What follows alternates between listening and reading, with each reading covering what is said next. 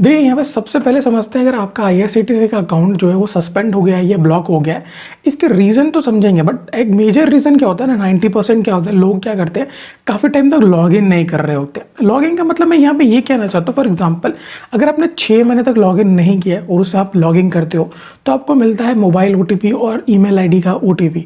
अगर जब तक आप वो दोनों एंटर नहीं करोगे आप लॉगिन नहीं कर पाओगे और वहाँ पे आप चेंज भी नहीं कर सकते हो। सेकंड मेजर रीजन आता है, आप यूज़ कर रहे हो एक ही मोबाइल नंबर या एक ही एड्रेस या एक ही email ID multiple user IDs पे।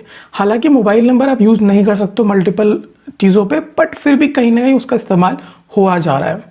थर्ड मेजर रीजन आता है, आप ऑटोफिल या कोई एक्सटेंशन यूज़ कर रहे हो या किसी तरीके की स्क्रिप्ट रन कर रहे हो वाइल बुकिंग टिकट, यानी जब आप टिकट बुक कर रहे हो तो उसमें आपको शॉर्टकट्स लेने की कोशिश कर रहे हो।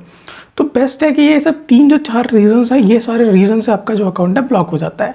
पर अकाउंट आपका सस्पेंड है, ब्लॉक है, बट उसे ओपन ही क्यों करवाना है, मैं ये समझना चाहता हूँ। सबसे पहले कोई मतलब ही नहीं है, आप तो नया यूज़र आईडी क्रिएट कर सकते हो विद इन अ सेकेंड्स, तो आप क्रिएट कर लीजिए। पर इन केस आपका उस यूज़र आईडी पे कुछ टिकट बुक है तो अब बोलते हैं यार मेरा तो टिकट बुक है और मैं बैन हो चुका हूँ, मैं बुक हो मेरा डिसेबल हो गया, तो उस केस में ये प्रॉब्लम जो है, ये सोल्यूशन जो है मात्र काम कर सकता है।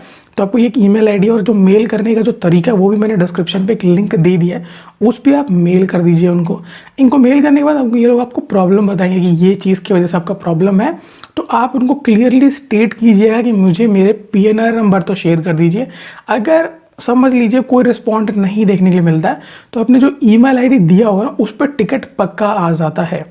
पर आप बोल रहे हो भाई कुछ भी नहीं है यार, आप क्या कर सकते हो? तो अगर आपके पास पीएनआर नंबर है ना, तो उसका पीएनआर स्टेटस भी अगर आप डाउनलोड कर लेते हो तो वो भी एडमिसिबल होता है आपके ट्रेन जर्नी पे, तो उधर से कोई प्रॉब्लम आपको देखने के लिए नहीं मिल सकता। पीएनआर स्टेटस भी लेके जा सकते हो, बट बोल रहे हो यार मुझे एक ही यूज़र आईडी के चक्कर में जाना है, इसके पीछे टाइम वेस्ट करना है, तो आप जा सकते हो।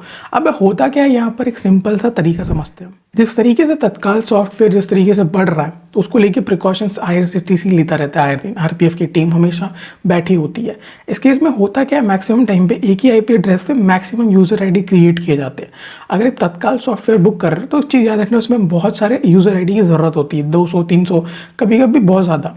तो एक ही आईपी एड्रेस से मल्टीपल यूज़र आईडी लॉगिन हो रहे हैं, इसलिए वो आईपी एड्रेस पे ही पूरे सारे यूज़र आईडी ब्लॉक। तो वो एक मेजर इश्यूज होते हैं, वो काफ़ी कम होते हैं जो इस तरीके के सस्पिशियस एक्टिविटी कैटेगरीज में डाला हुआ यानी इलीगल चीज़ें कर रहे हैं, जो मैं कभी रिकमेंड नहीं करता किसी को भी। ट्रस्ट बॉडी है, कुछ आईआरसीटीसी से रिलेटेड मैंने बहुत सारी डिटेल डिस्क्रिप्शन में मैंने वीडियो बना के रखा है, एक बार चेकआउट कर लीजिएगा, बहुत ही अच्छे से डिटेल में मैंने बात किया हुआ है। इसके बाद भी आपको कोई भी डाउट आता है तो आप कमेंट कर सकते हो, बट नया आईडी क्रिएट करना मेरे लिए बेस्ट सोल्यूशन हो सकता है। उसको अनब्लॉक कराने का एक ही मात्र प्रॉब्लम है कि अगर आपको टाइम बहुत कंज्यूमिंग है, आप एक ही चीज़ के पीछे टाइम लगाना चाहते हो तो you can go for it, नहीं तो भाई नया यूज़र आईडी क्रिएट कर लीजिए, कितने भी आप क्रिएट कर सकते हो, उसमें कोई लिमिटेशन नहीं है, तो वो कर लीजिएगा। Bye bye.